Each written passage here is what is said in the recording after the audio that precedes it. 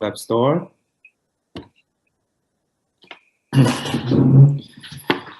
OK. On rentre Gesto. On doit être capable de le trouver.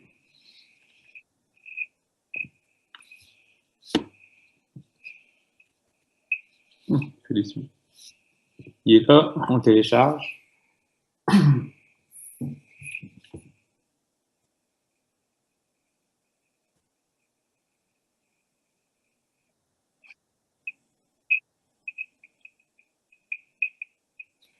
OK, alors après ça, on l'ouvre. Là, on voit ici que la salle est complètement vide. Fait qu'on a vraiment un gesto qui est tout prêt installé. La base de données est complètement vierge. Fait que la première affaire qu'il faut faire, c'est qu'il faut rentrer la clé du restaurant en question. Je vais donner une clé à chaque fois qu'un nouveau client va arriver. Fait que le client va avoir sa propre clé. C'est comme un numéro d'identification. Fait que ça, c'est la clé de mon restaurant test. Là, je le connais par cœur. Après ça, on fait pair avec le serveur ici. Là, il va synchroniser avec le serveur. Puis normalement, c'est ça, ben, il télécharge toutes les données de l'application. On fait OK ici. C'est beau. Puis là, on voit que la salle est loadée. C'est sûr que si c'est un nouveau client, ben, il n'y aura pas encore de salle. Il va absolument avoir rien. Sauf qu'au moins, là, en rentrant la clé, ben, il va être en ligne. Il va synchroniser avec Gesto. Fait que tout ce qu'on va faire ici dans Gesto, ça va être synchronisé sur le serveur. Fait qu'il ne perdra plus rien. Fait que dans un restaurant vierge, c'est sûr que la salle ne sera pas encore là. Sauf qu'un indice pour savoir si l'application est connectée avec le serveur, c'est le Gesto qui est ici, qui est en vert. Si jamais il n'est pas connecté ou ben, il y a un problème de Wi-Fi ou le serveur il y a un problème, ben, le gesto ne sera pas vert, il sera gris. Là, on voit ici que le gesto il est vert, fait qu'il est en ligne, fait que tout ce qu'on fait ici va être appliqué sur le serveur. Fait que pour début de test ici, ben, j'avais déjà fait une salle, fait que la salle est déjà prête. Mais mettons que la salle, la salle, elle serait pas encore faite. Qu'est-ce qu'on peut faire? C'est qu'on peut peser ici, pour aller dans les paramètres. Et là, on peut ajouter une salle. On va faire une nouvelle section. Et on peut mettre ce qu'on veut. Là. Fait que ici, on va mettre, mettons, c'est la salle 3. On fait enregistrer ici. On voit que la salle 3 est là. On fait enregistrer. Et là, ici, on voit que la salle 3 est là. On a une nouvelle salle. C'est ça que ça a l'air, dans le fond. C'est une salle qui est vraiment vide. Après ça, la deuxième étape, c'est de commencer à monter la salle pour le client. Mettons qu'on a une salle vide ici. Qu'est-ce qu'on fait? On a un petit bouton qui s'appelle objet ici, plus. On fait ça. On voit qu'on a trois choix. On a statique, on a rectangulaire ou ronde. Statique, c'est quoi? C'est vraiment un objet statique pour représenter un objet statique dans le restaurant. Cet objet-là n'a pas vraiment d'interaction. C'est vraiment juste exemple, un mur ou d'autres objets. Et dans le fond, pour commencer à faire le plan, ben, on voit ici que l'objet, il y a le petit moins ici. Le petit moins ici, quand on pèse dessus, ben, c'est pour l'effacer. Si on fait oui, on l'efface. Après ça, qu'est-ce qu'on a? On a aussi le crochet. Le crochet, c'est pour confirmer qu'on n'est plus en mode édition. Mettons qu'on a fini de l'éditer, on pèse ici, puis là, l'objet, il est là.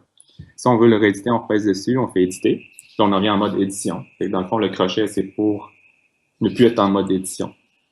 Après ça, on a le petit label ici. On pèse dessus, c'est pour nommer l'objet. Fait qu'on peut dire que c'est mur au nord, mettons. Ici. Ah, ouais. C'est qu'on ne peut pas avoir d'espace. Fait que mural. Là, on confirme, puis on voit que l'objet, ben, on l'a appelé mural. En fait, aussi, on peut agrandir les objets comme que vous avez vu. Pour l'agrandir, dans le fond, on voit qu'il y a 4 points ici. 4 points qu'on peut agrandir. On peut agrandir par en haut, par la droite, par en bas, par la gauche. Pour l'agrandir, dans le fond, on fait juste mettre notre doigt sur un des points. On attend qu'il soit transparent, puis après ça, on peut facilement le draguer, comme ça. Si on veut déplacer l'objet, ben, on pèse sur l'objet, on pèse sur l'objet, on attend un peu. Après ça, on peut le déplacer à notre guise. On le met là, on confirme, et voilà, ça fait notre premier objet. Et ça, c'est les objets. Après ça, si on veut ajouter une table, on peut peser sur cette table rectangulaire ici. on a une place puis deux places. Les tables d'une place, c'est simplement juste des tables d'une place, comme ça le dit. On peut pas l'agrandir. C'est vraiment, exemple, si tu veux mettre ça, tu sais, un bar, des places au bar. Fait qu'on met ça comme ça. Fait que c'est un peu la même chose. On peut en mettre quelques-unes ici, mais c'est vraiment, c'est des tables qu'on peut assigner des relations, mais c'est seulement une place, puis on peut pas les agrandir. Fait que ça, mettons que ça ici, ça peut représenter un bar avec des places au bar. Après ça, si on met des vraies tables de 2 et plus, maintenant on fait 2 tables de plus, puis c'est des tables rectangulaires. Là, on peut facilement les agrandir un peu comme tantôt. Si on veut prendre un peu plus de place dans la salle, qu'est-ce qu'on fait? Bien, on déplace l'objet, on le met un peu sur le bord, on attend. Là, la salle elle va s'agrandir, puis là, on peut le mettre, conformer, puis là, on voit qu'on a agrandi notre salle. Là, on a un peu plus un peu plus là, puis on peut ajouter d'autres objets. Mettons qu'on va en acheter quelques-unes. Ici, une table de 4. On peut acheter facilement peut-être une table un peu plus longue. Une petite table de 2. Une petite table de 2 ici. Et voilà. Et ça c'est vraiment des tables. Dans le fond, tu sais, par défaut, un carré, c'est une table de 2. Si tu l'agrandis d'une place, ça fait une table de 4. Ça, c'est une table de 6. Mais en fait, c'est juste suggestif. Ça fait juste représenter un peu à l'échelle. Mais une table de 2, une table de 4, une table de 6, on peut assurer le nombre de personnes qu'on veut. Il n'y a pas de restrictions en tant que telles. C'est juste que la grandeur des tables, ça aide juste à mieux représenter le plan réel de la salle. Après ça, qu'est-ce qu'on a? Ben, on a les tables rondes. On peut mettre des tables rondes. La raison pourquoi que les tables rondes ils ont des grosseurs différentes, c'est que techniquement, j'avais de la misère à faire la même chose avec la table ronde que la table carrée, à les agrandir. Fait que j'ai fait vraiment des tailles fixes pour les tables rondes. Fait que ça, c'est une table de 2. La table de 4 est un peu plus grosse. Mais comme que je disais tantôt, c'est vraiment suggestif parce que même une table de 2, une table de 4, on peut assurer le nombre de personnes qu'on veut dessus. Après ça, on a les tables de 8 là, qui est un peu plus gros aussi. Hein. Fait que ça, c'est juste des modèles pour mieux représenter la salle. Fait que la première étape a été faite, on a monté une salle, puis on peut monter plusieurs salles, hein, comme moi, dans mon exemple, là, j'ai vraiment plusieurs salles. On peut en avoir jusqu'à 5 salles, en fait. Puis comment les acheter les salles? Ben, c'est ça, c'est comme que j'ai montré un peu au début, section. Là, j'en ai 5, mais on peut modifier une section, on peut le renommer différemment, on peut effacer une section, on peut faire ce qu'on veut. Nouvelle section, on peut modifier une section, puis on peut effacer des sections. Fait qu'une fois qu'on a fait toutes nos sections du restaurant, la chose à faire, c'est aller dans Général ici, puis setter les plages horaires des clients. Ça marche par jour. Peut-être qu'il y a dimanche, il n'est pas ouvert, lundi, mardi, il est juste ouvert le midi. Fait que c'est pour ça qu'on a fait ça pour les 7 jours de la semaine, parce que ça peut différer les heures d'ouverture selon le jour de la semaine d'un jour d'un autre. Dans le fond, pour modifier ou ajouter une plage horaire pour une journée, on peut faire ajouter ici. On peut mettre le nom qu'on veut avec les heures de fin et les heures de début. Pour modifier une plage horaire, on peut faire modifier ici. Si on fait ça, on l'efface, on le supprime. Puis si jamais on veut modifier les heures, ben on fait juste tenir l'heure en question, puis ce formulaire-là, il va apparaître. Après ça, quand on fait valider, puis c'est toujours important de faire enregistrer ici en bas. Quand on enregistre ici en bas, ça enregistre vraiment tous les paramètres qui savent ça. Donc, si vous changez quelque chose ici, en faisant enregistrer, ça enregistre tout. C'est la même affaire ici, ça enregistre. Enregistrer ici, c'est super important en bas parce que ça enregistre et général et section, vraiment, vraiment tout. C'est vraiment une opération à faire souvent. Dans le fond, pour récapituler les plages, les horaires, mais c'est ça. C'est important de bien comprendre les heures, la plage horaire parce que c'est là que votre salle elle va être chargée. Si vous êtes sur l'heure de déjeuner, ben votre salle du déjeuner elle va continuer jusqu'à l'heure de fermeture. C'est quand vous allez être rendu à l'heure d'ouverture de votre prochaine plage horaire que la salle de la salle de votre dîner va être chargée. Et là, je vais vous montrer un peu plus tard. Fait qu'après avoir fait la salle, on a fait donc, on rentre un code de sécurité 111. On fait sauvegarder, puis on en revient, on passe ici. Quand on va aller dans les paramètres, ben, il va demander le code qu'on vient de rentrer. Ça, c'est dans le fond, c'est pour s'assurer que c'est pas tout le monde qui peut aller changer des plages horaires ou qui peut acheter des salles. Fait que c'est vraiment juste une question de sécurité pour restreindre un peu les accès à l'application. Pour rentrer le code, là, on peut y avoir accès. Fait que le code administrateur ici, c'est bien important de le retenir. Sinon, ben, j'ai toujours un code par défaut, c'est 0000.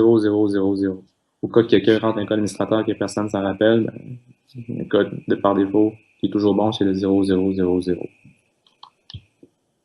Après ça, ben, on peut aller setter les serveurs. Les serveurs, dans le fond, qu'est-ce que ça fait? C'est que quand on prend une réservation, chaque serveur peut avoir un code, peut avoir un code ici, puis il va devoir rentrer ce code-là à la réservation. Fait que comme ça, on a une historique sur la réservation. On sait c'est qui a pris la réservation. Fait que pour rentrer un serveur, ben c'est simple, là, on remplit le nom, on remplit le courriel. C'est juste le nom qui est obligatoire. Même le code serveur, il n'est pas obligatoire parce que ça se peut très bien qu'on ne veut pas utiliser les codes serveurs. Il n'est pas obligatoire. Après ça, c'est important aussi de choisir une couleur parce que chaque serveur a une couleur. C'est comme ça qu'on distingue les serveurs d'un autre. Pour choisir une couleur, on fait juste valider ici. On met la flèche ici pour que l'information qu'on rentre ici aille dans la liste. Quand on fait enregistrer, c'est la liste ici qu'on enregistre. Fait que c'est important de bien remplir le formulaire, de mettre la flèche, de peser sur la flèche à droite pour que l'information qu'on rentre ici soit mise dans la liste. Quand on enregistre l'information qu'il y a dans la liste. Alors, c'est comme ça pour les serveurs. Et on a des états aussi pour les serveurs, actifs, inactifs, vacances. Seulement quand le serveur est qui est actif, qu'on peut rentrer des codes et qu'on peut assigner des serveurs à des tables qu'on va voir un peu plus tard. Pour ça, on a une section tutoriel ici que c'est des vidéos YouTube que j'ai faites, ça fait vraiment longtemps. Il faudrait peut-être que je les mette à jour parce que ce qu'il y a dans ces vidéos-là, ça représente plus l'application tellement qu'elle a changé. Après ça, on a le dashboard ici. Et ça, dans le fond, c'est l'application partenaire à nos... c'est ça. Dans le fond, c'est juste un conteneur web. C'est l'application partenaire à Gesto. C'est là qu'on peut setter des réservations en ligne et voir les statistiques. On va chacun avoir un compte avec courriel, mot de passe, puis on va pouvoir se connecter directement là-dedans. Ça, c'est un conteneur web. Fait que vous pouvez avoir accès à ça ici ou bien sur une page web, tout simplement, c'est la même chose. C'est juste qu'on a mis un conteneur web ici. C'est fun.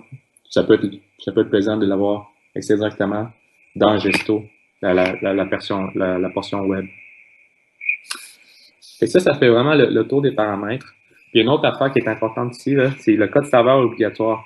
Par défaut, il est coché. Si vous le décochez,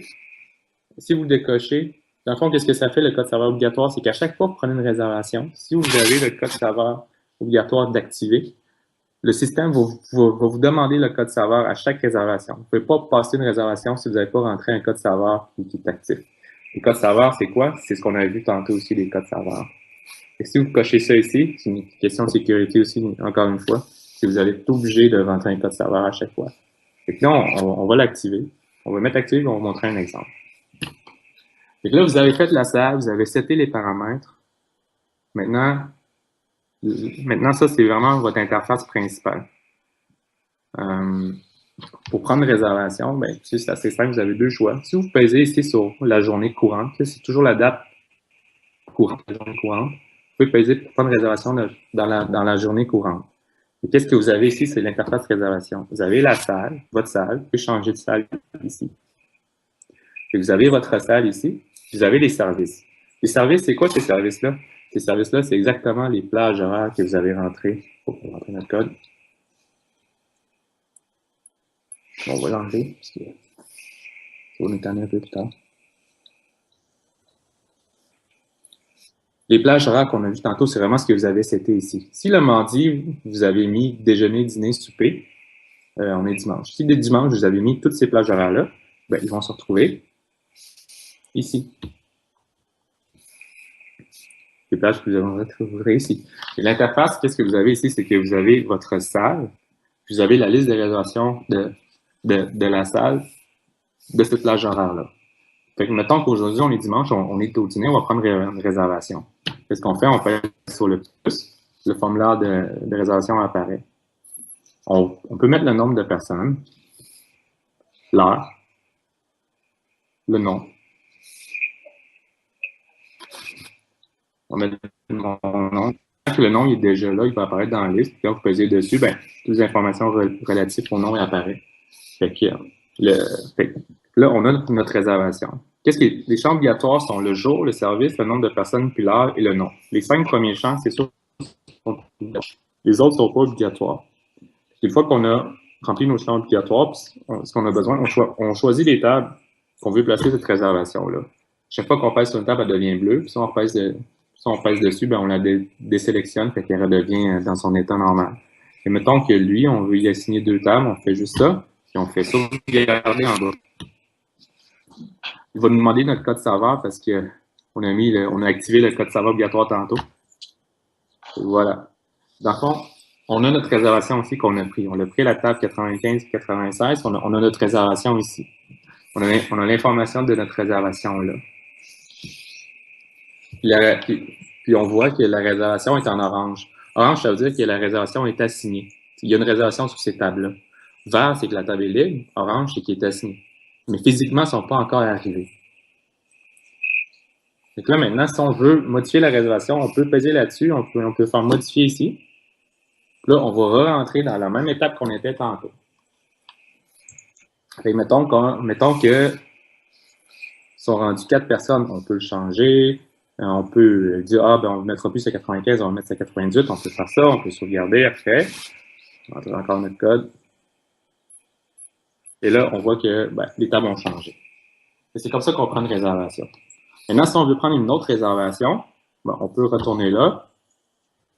Et là, maintenant, on voit que ici, la liste de réservations, on a une réservation. Fait qu'on sait qu'au dîner, on a une réservation sur ces 2 tables-là. Si on va au souper, ben, on a ces 3 réservations-là.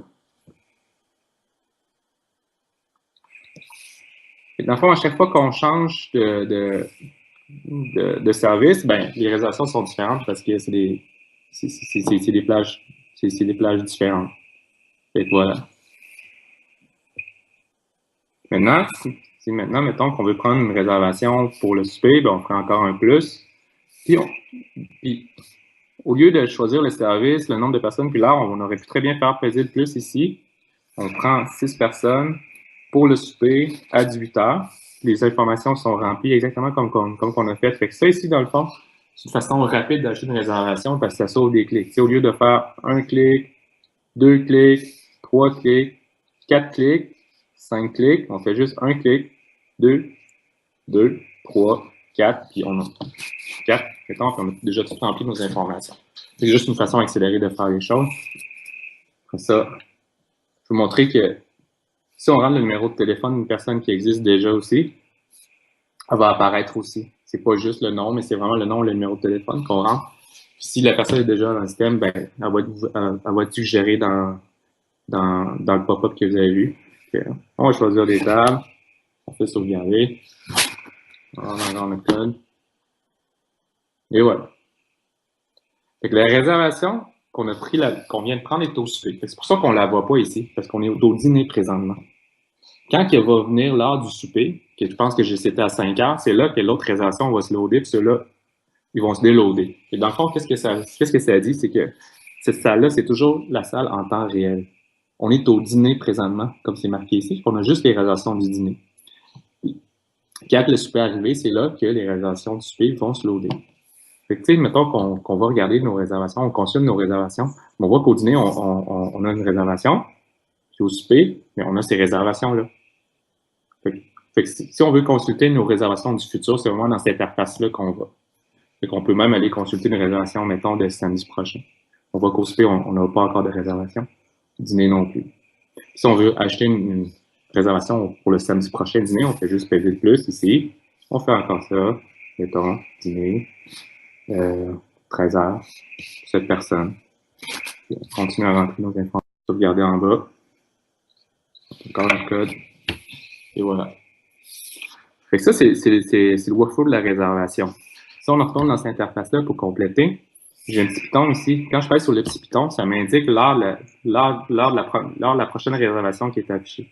Et ça peut donner un indice aussi sur l'achalandage le chargeage de la salle quand je prends une réservation. Puis mettons que je peux aussi prendre une deuxième réservation sur la même table. Qu'est-ce qui va arriver si je fais ça? C'est qu'il va m'avertir. Je vais avoir un avertissement tout simplement. La table déjà assignée, voulez-vous forcer l'assignation? Oui. Tu peux facilement choisir n'importe quelle table aussi, mais c'est juste qu'il va t'avertir si jamais il y a quelqu'un dessus, juste par précaution au cas que tu n'avais pas remarqué. Fait que, je vais le faire, puis après ça, je vais vous montrer pourquoi que je fais ça. Fait que là, ici, on voit qu'on a deux réservations. Après ça, ici, si on pèse sur ce petit bouton-là, ben, ça indique l'heure de la prochaine réservation. Ça indique aussi le nombre de réservations qu'il y a sur les tables. Tu vois ici que on a une réservation à 13h, ici à midi et quart à 13h, puis ici on a trois réservations de 7 parce qu'on avait pris une réservation pour ce soir aussi, fait que l'heure du soir est affichée là. Et ça, dans le fond, ça toggle l'heure de la prochaine réservation, puis en même temps, ben, ça nous dit combien de réservations qu'on a sur ces tables-là. Une autre façon de voir le nombre de réservations qu'on a sur cette table-là, c'est que si on pèse sur la table, on fait réservation à venir, puis là, on a vraiment toutes les réservations qui viennent sur cette table-là dans la journée. Et ici, on voit qu'on en a 3.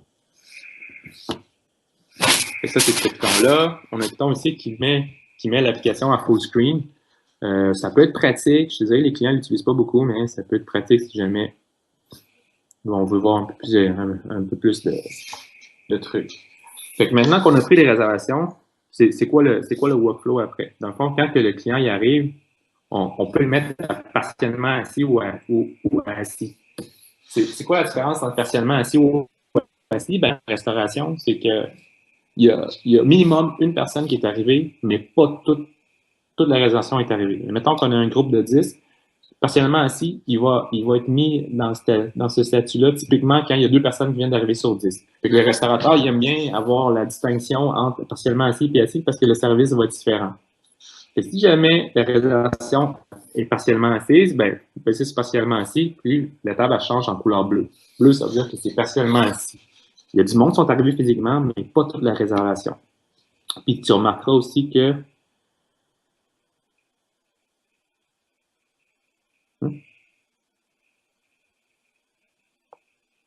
ouais, c'est ça. Tu remarqueras aussi que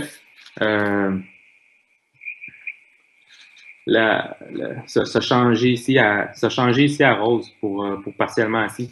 C'est resté dans la liste. Mais si on l'assit, il va changer de couleur à rose, puis il va disparaître de la liste. Parce que quand il est assis, ben c'est ça. Tu sais, l'hôtesse, la personne qui s'occupe des salles, a plus rien à faire avec la réservation. Fait que là, on voit que ça change de couleur, ça veut dire qu'il est assis. Après ça, tu peux changer le statut de la table. On a quelques statuts ici, comme entrée, il faut changer de couleur. Le principal, c'est jaune. Facture, c'est une espèce de gris. Nettoyage, c'est mauve. Fait que dans le fond, on résume que quand la personne est arrivée, on peut le partiellement assis ou on peut l'assir directement. Si on l'assied directement, elle va changer à rose et elle va disparaître de la liste directement. Fait que dans le fond, c'est ça la distinction. Fait que les seules réservations qu'il y a dans la liste ici, mettons qu'on prend une autre réservation.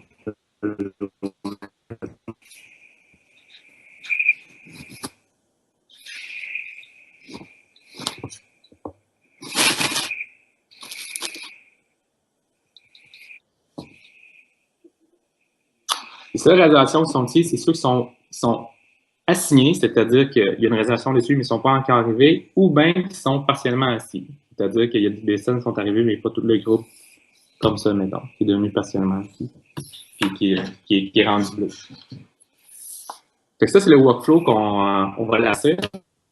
Ça, c'est le workflow qu'on a actuellement quand il y a les réalisations qui sont arrivées. Maintenant, si jamais on arrive ici, qu'on change le statut à partiellement assis, ben, il va revenir dans la liste. Parce que ça se peut qu'on s'est trompé, qu'on dit, on l'a assis, mais finalement, il n'était pas tout assis. Fait qu'on peut le remettre dans la liste de cette façon-là. De la même façon que lui, si on fait ça, ben, il va revenir dans la liste. Puis quand on place assis, ben, il disparaît de la liste. Puis venez là-dessus. Maintenant, je vais le placer. Voilà. Quand ils ont fini de manger, ben, on libère la table pour indiquer que la table est prête pour un prochain service. Comment on fait ça? On peut peser sur une table, on fait libérer la table, Et voilà, la table s'est libérée, est redevenue vide. On peut reprendre des réservations dessus ou ben des walk-ins dessus. Même affaire, c'est qu'on va faire ça ici. On va libérer la table. Donc maintenant, je vais vous montrer comment on peut transférer une table une fois qu'on a pris une réservation dessus. Donc on va prendre une réservation.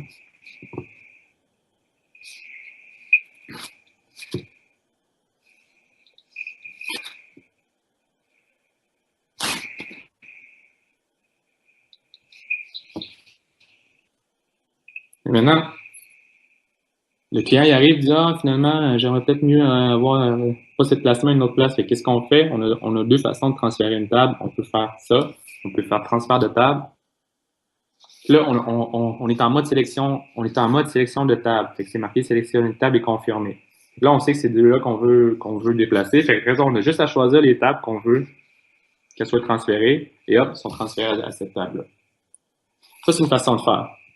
Par ici. Si on trouve la réservation par ici, on peut faire transfert de table. Une autre façon, c'est carrément de cliquer sur la table, faire réservation à venir, cliquer sur la réservation qu'on veut transférer. Voulez-vous faire transférer la table? Oui. On est encore en mode transfert. On peut la déplacer là. Et c'est fait. Fait qu'on a deux façons de transférer les tables. Après ça, quand on passe la réservation aussi, on a vu qu'on avait partiellement assez de transfert de table. Maintenant, on peut annuler la réservation aussi. Si on fait annuler la réservation ici, ben, la réservation est annulée. Elle est en mode annulé, on ne la voit plus, et puis là. Maintenant, on va prendre notre réservation.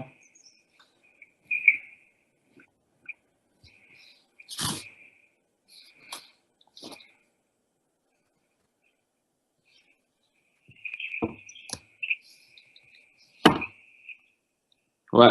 Fait que là, on a vu partiellement assez transfert de table annulé. Modifier, on peut faire modifier la réservation. On en vient ici exactement. Je pense que je l'ai fait un peu plus tôt.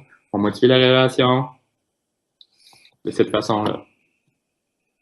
Après ça, qu'est-ce qu'on peut faire? On peut voir les détails de la réservation. Ça, c'est vraiment tous les détails de la réservation. Tu sais, des fois, cet espace-là, il est un peu petit, on voit pas toutes les tables. Ben, ici, c'est une façon de bien voir toutes les tables. Après ça, qu'est-ce qu'on a? On a le voir statistique. On peut voir les statistiques de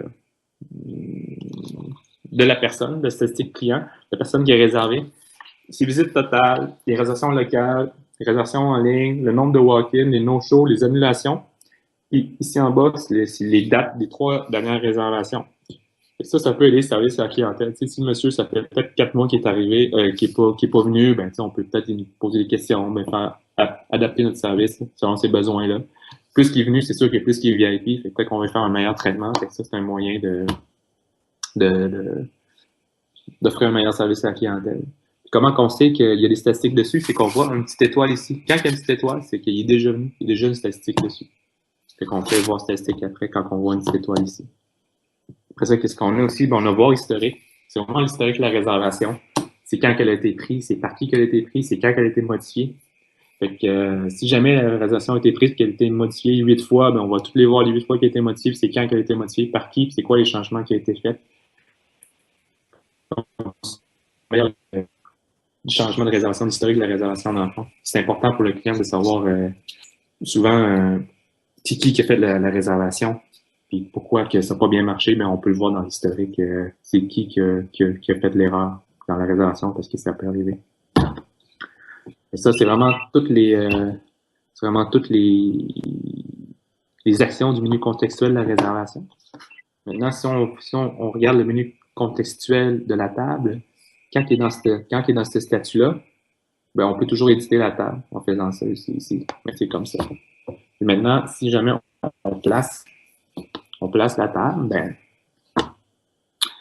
on peut changer le statut quand la table est placée, comme on a vu tantôt. On peut aussi éditer la table, puis on a libéré la table, puis on a transféré la table. Libérer la table, on l'a montré tantôt, c'est pour libérer, remettre à verre. Transférer la table, ben, c'est la même chose, là. On transfère comme ça. Ça, c'est pour les réservations. Le de gérer, c'est qu'il y a un petit plus ici. En pesant sur le petit plus, il y a une petite fenêtre de walk-in qui apparaît. On indique le nombre de personnes du walk-in, personnes sa réservation. On est en mode sélection de table. On choisit tout simplement les tables du walk-in. Et le walk-in se met directement en mode assis. Après ça, on peut changer le statut du walk-in. Mais tu vois que dans le walk-in, il n'y a pas le nom de la personne parce qu'il n'y a pas vraiment de nom. C'est un walk-in, simplement. Puis encore une fois, on peut transférer des walk-in et on peut libérer des walk-in une fois qu'ils sont partis. Voilà. Simplement. Walk-in, assez simple. Un clic, deux clics, trois clics, tu as deux personnes assises là. Le nombre de couverts ici va augmenter à cause de ton walk-in. Et ça, c'est la façon de prendre des walk-in. Maintenant, ici, je vais prendre une autre réservation pour vous montrer.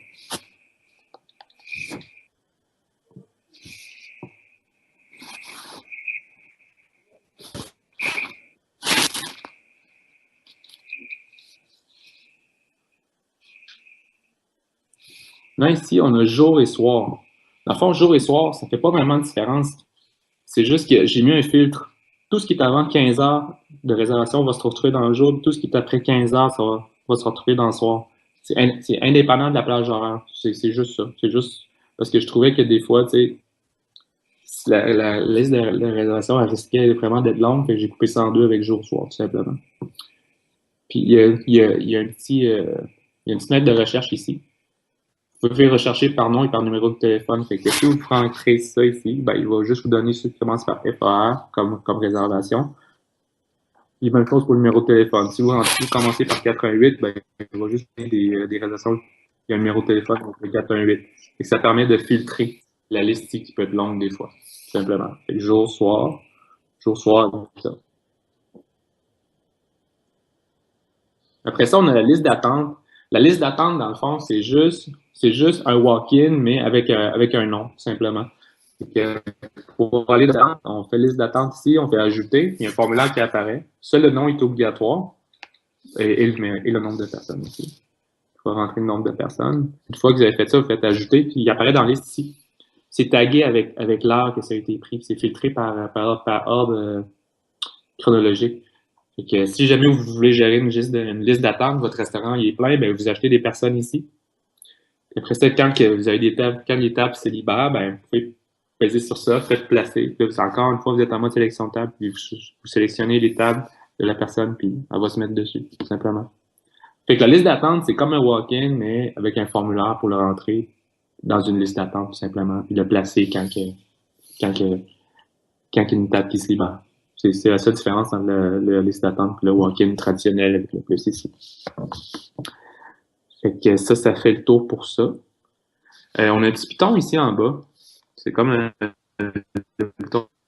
Ce piton-là, c'est pour réinitialiser la salle. Fait qu'au lieu de libérer les tables une à une en faisant libérer la table, ben, quand on fait ça ici, toutes les tables se libèrent, puis on est prêt à un autre service. Lui, il n'est pas libéré parce que physiquement, il n'y a personne dessus. Là. Il est juste une réservation. Fait que les autres, ils ne se libèrent pas. C'est juste les tables qui ont été assis, partiellement assis, qui vont se libérer quand on passe sur le réinitialiser la salle ici. Dernière chose qui peut être utile, c'est la gestion des serveurs. On se rappelle qu'on a rentré des serveurs tantôt avec des codes serveurs ici, puis le statut à actif. Le code serveur, il servait à quoi? Quand on prenait une réservation, on était obligé de rentrer un code serveur parce qu'on avait le settings de code serveur obligatoire à rentrer. Donc, on rentre une réservation. Il demande le code serveur ici. Fait que les serveurs, ils servent à ça. Mais ils servent aussi à se faire assigner des tables. Fait que quand on veut assigner des serveurs à un serveur des sections, ben on va ici dans l'interface serveur. Fait qu'on a notre liste ici de serveurs comme qu'on avait tantôt, juste ceux qui sont actifs. Ceux qui sont inactifs et en vacances, on les verra liste. Puis encore une fois ici, c'est pour dans les salles. Fait qu'on a encore notre sélecteur de salles ici. Puis on a encore une fois notre date. Parce qu'on peut setter des sections des serveurs en avance. Aujourd'hui, je peux mettre un tel serveur à telle table, mais samedi prochain, je vais le mettre à d'autres tables. Fait qu'on peut gérer ça par date et évidemment par service, là, dîner, souper, déjeuner, ce qu'on veut. Fait qu'aujourd'hui, on est dimanche dîner. Fait que mettons que moi, je veux assigner Jimmy ici à ces tables-là. Je vais juste prendre son nom, sélectionner, désélectionner si je veux. Fait que Jimmy, il va faire ça. Et là, on voit que les tables ici que j'ai sélectionnées, le contour est aux couleurs de Jimmy. Je pourrais en faire d'autres, là. On peut faire Max. Il va servir ça. Puis lui, il va servir ça. Je retourne, puis là, je vois que les contours des tables sont tout couleurs du serveur en question. Si je ne me rappelle plus de qui est qui, ben, j'ai une petite légende ici en pesant ici. J'ai une légende. Je vois que Jean, c'est Jean, Jimmy, puis Max. Puis le petit chiffre à côté, c'est le nombre de personnes, c'est le nombre de réservations et de walk-in qui ont été assignés aux tables de ces serveurs-là. Je vois que Jimmy, il y en a 17, là, parce que depuis tantôt, on a placé 17 personnes sur ces tables-là. On les a libérés, mais avant ça, il y avait 17 personnes. Même chose pour Max qui a eu ces tables-là. Tantôt, on a placé des personnes, mais après qu'on les a libérés, ben, il a quand même servi déjà 12 personnes. Même affaire pour Jimmy. Puis Jean, ben, on a placé personne là-dessus. Fait que c'est à zéro. Fait que c'est un peu à ça que ça sert les serveurs. Fait que deux utilités au serveur. Assigner les serveurs à des tables et aussi le code serveur pour prendre une installation pour le mettre dans l'historique. Ça fait le tour pour les serveurs. Après ça, on a des petits icônes en haut ici. Qu'est-ce qu'on a ici? Ça, c'est la note du jour. C'est juste une façon pour le gérant ou bien peu importe l'hôtesse ou la personne qui utilise le logiciel le plus de mettre une note. T'sais, ça peut être acheter un gâteau à cause qu'il y a une fête ou ne plus prendre de réservation à partir de 8 heures, mettons. Acheter un gâteau. Et quand on fait ça, ben, on voit que la fenêtre ici est illuminée. Ça veut dire qu'il y a une note, de faire attention, d'aller voir la note quand on pèse dessus, ben, on voit qu'il y a une note. Ça aussi, ça va servir parce que si on prend une réservation, la note, elle va toujours apparaître. Fait qu'il y a une notification, ben, plus un avertissement qui va popper. Fait qu'à chaque fois qu'on va aller dans l'interface, la note va apparaître à ce jour-là. Parce qu'en plus, on voit ici que la note est là, est toujours là par jour. Fait que ça nous rappelle qu'il y a une note qui a été prise, puis c'est important d'en avoir pris conscience avant de prendre une réservation. Si on change de jour, on voit que la note a disparu parce qu'on n'a pas encore mis pour vendredi. Là, on pourrait en mettre une pour vendredi. C'est encore là. Un pour vendredi, là, pas de réservation. Fait que le vendredi, il y a une note. Si on en vient aujourd'hui, vendredi 13, ça pop pas. Acheter un gâteau. Ok, c'est un bug, mais habituellement, c'est ça, c'est que selon la journée, ben la note est propre à la journée, puis si on veut prendre une réservation, ça va toujours apparaître. Fait que la note, elle sert à ça. Définitivement, tu vois. Fait que ça, c'était pour la note. Après ça, ici, qu'est-ce qu'on a? Ben, ici, c'est des réservations en attente. Je te le montrais quand on va voir l'autre logiciel, le Libro aussi. Parce que toutes les réservations en ligne ou qui viennent du web vont être ici. Puis la responsabilité, c'est d'assigner ces réservations-là à des tables. Là, j'en ai pas, mais on verra une prochaine fois comment cette liste-là va être remplie et comment qu'on peut assigner des tables à des réservations en attente qui viennent du web. Puis ça, c'est le même principe dans le fond, c'est quand c'est vert, ça veut dire qu'il y a au moins un item dans la liste. Là. Présentement, on n'en a pas, c'est pour ça que ça reste gris, mais c'est un peu le même principe que lui. C'est lui, si on l'efface, là, si on met plus de notes, ben, il sera plus illuminé en vert. Puis même chose pour Gesto, quand il est vert, il est en ligne, quand il est gris comme ça, il est pas en ligne. Fait que ça, c'est la note, ça, c'est des réservations en attente. Après ça, ici, qu'est-ce qu'on a? Ben, on a un timeline, dans le fond. C'est une espèce de graphique temporel du temps par rapport aux tables. C'est tout simplement pour indiquer l'occupation des tables versus le temps. Si on voit ici on a cette personne-là qui va occuper ça pendant 2 heures. Fait que si on voit des trous là-dedans, ça peut nous aider à gérer les disponibilités. C'est tout simplement pour ça. Puis ici, ben, on a le nombre de personnes qui ont réservé pour ces plages horaires-là. Fait que tu vois, à midi, il y a 4 personnes qui ont réservé. Après ça, je pense que ça fait le tour. Je pense que c'est peut-être une dernière chose à montrer. C'est qu'on voit ici qu'on a la liste de réservations. Puis des fois, le monde est trouvé petit. Qu'est-ce que j'ai fait dans le fond? C'est que j'ai agrandi cette liste de réservations-là. Ce que je fais, c'est que je peux swiper la liste. Là, la même liste, ça va apparaître un peu plus explosée. Fait que t'as les mêmes informations, mais en plus gros. Tu peux le fermer, puis tu peux swiper comme ça, puis le remettre. Euh, Fait que pour mon exemple ici, je swipe ça ici.